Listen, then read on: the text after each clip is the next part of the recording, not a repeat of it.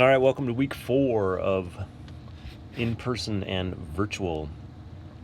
We are going to talk about adding and subtracting rational expressions this week. And the first day is going to be relatively simple because what we are going to be doing is we're going to be adding rational expressions that have a common denominator. And that's usually a pretty straightforward thing to do. So in this warm-up, all we have to do is add a bunch of fractions together, and so I'm going to do it. If you want to stop and do it on your own, that's fine. You can do that. So I'm going to do the first one here. It becomes 12 over 16, and then I'm going to divide both of them by 4 and get 3/4. Okay, in the second one, I'm going to add them together. I get 4 over 8, and then I'm going to divide each by 4. It's just coincidence that they're both divisible by 4. Don't think it's always going to be that way. And then the last one, I'm going to add them together. I get 6 over 9, and I'm going to divide by 3, and I get 2/3. Okay. So, 3 questions. What happened to the numerator when we first added everything together? Well, we just added them. Okay, what happened to the denominator when we added things together? And the answer here is nothing. It stayed the same, right? So in the first one, it was 16, although we did simplify at the end. And that's the answer to the last question. What form is your answer in? It is in what's called simplest form, or simplified form, however you want to say it.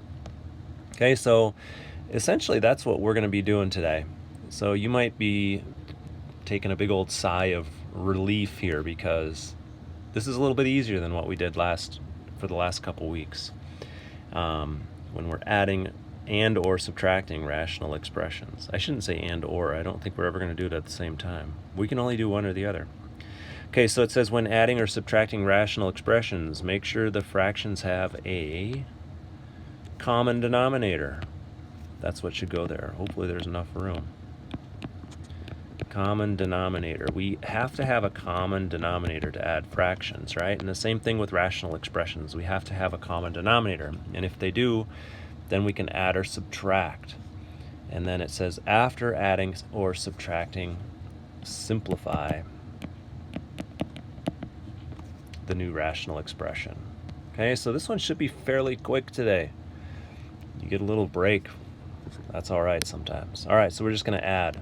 Okay, so I'm going to say, all right, I've got 5 m's in one. I've got 1 m in the other. So that's 6m over 2n. And then I can simplify. And in this case, the way I like to think about it is 6 divided by 2 is 3. So this becomes, what's going on? There we go, 3m over n.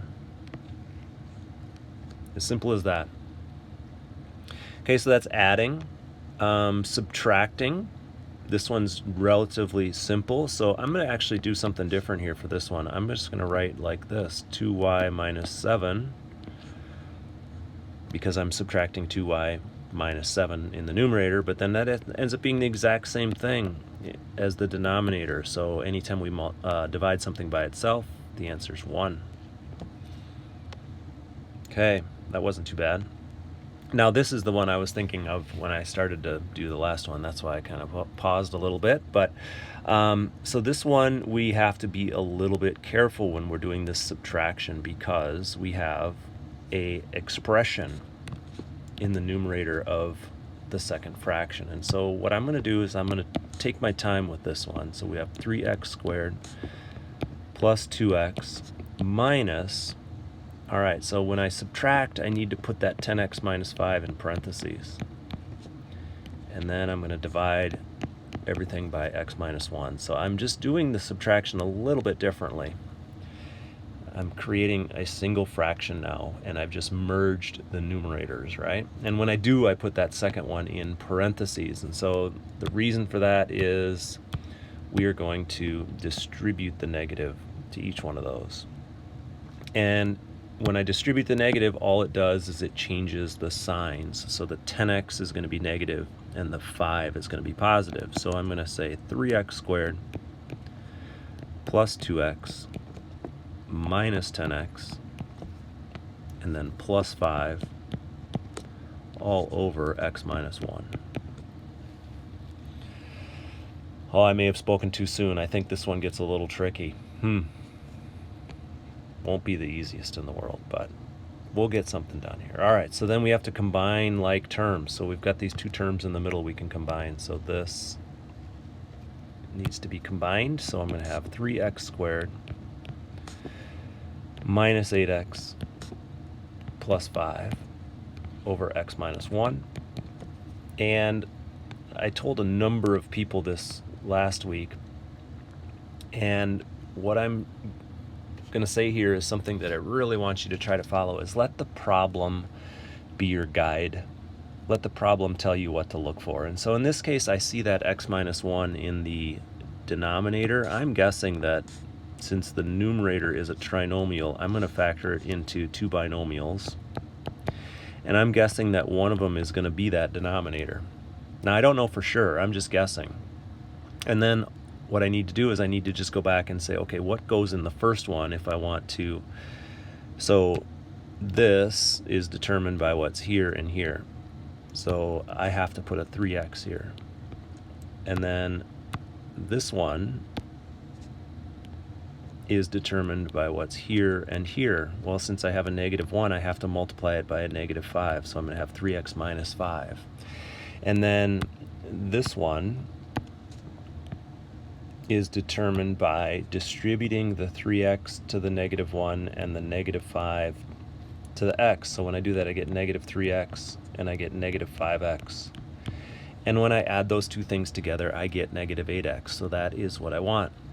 Okay, so now I have something I can cancel. I can cancel that binomial.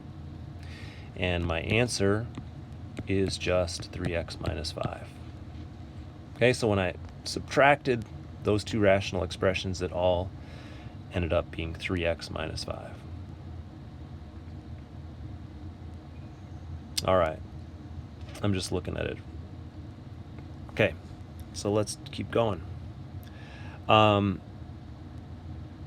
Let's do another one here. So I'm focusing on subtraction because the additions are easy, or relatively easy. We don't have to do anything when we actually add the numerators together because we're just adding whatever's there. But when we subtract is when we got to be really careful, and so that parenthesis idea is super important.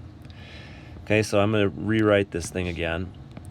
4x squared plus 15x minus parentheses 8x plus 15, and then I'm going to put it all over x plus 3. Okay, if I were a betting person, that means if I were a gambler, I'm going to gamble that I'm going to cancel an x plus 3 at some point because I'm looking at that denominator and saying that's a binomial that I can probably cancel at some point, but we'll see. So I'm going to do my distributing. So I'm distributing this negative here to those two. So when I do that, I end up with 4x squared plus 15x. Those two don't change. But then we have minus 8x and minus 15 all over x plus 3. We're going to do a little combining of like terms. I'm trying to remember what colors I used here. Red. I like to use the same ones if I can. Combine like terms, so we have 4x squared plus 7x minus 15 all over x plus 3. And like I said, let the problem be the guide. Parenthesis, parenthesis, parenthesis, parenthesis, because that's a trinomial. We know it's going to turn into two binomials, hopefully. Now, I guess I shouldn't say we know it is, because it's possible that you can't factor it. So, but I'm going to guess that this x plus 3 goes here, and then I'm going to guess that this is a minus 5 here, because 3 times negative 5 is negative 15, and then I'm going to guess that this is a 4x, because x times 4x is 4x squared, and then if I distribute to there, I get 12x. If I distribute to there, I get negative 5x. Well, 12 minus 5 is 7, so it works. So I'm going to cancel those x plus 3's, and we end up with 4x minus 5. All right, not too bad. Let's look and see what you got here. Ooh. Now, I'm half tempted to do one of these homework assignment problems for you. Let's do one. So I'm gonna do this one here. And this one is relatively straightforward because we can write it as 4a minus 12 all over a squared plus 2a minus 15. Maybe I won't do the whole thing for you, but I'll at least get it started. I'll get it started here. So what I'm going to suggest with this one is, for the numerator, you're going to have a binomial up there. For the denominator, you're going to have two binomials. And in the numerator, you're going to have a number outside of that first binomial, or of that binomial, okay? So I'm giving you a huge hint here on how to do something like this. So I think you guys can try. You can do it. You can fill this in and be able to figure this one out. So I just did part of your homework for you. Just let me double check to make sure there's nothing else weird here. Oh yeah. Be careful with number 9. All right, so I think you're good. If you have questions, you can come on to the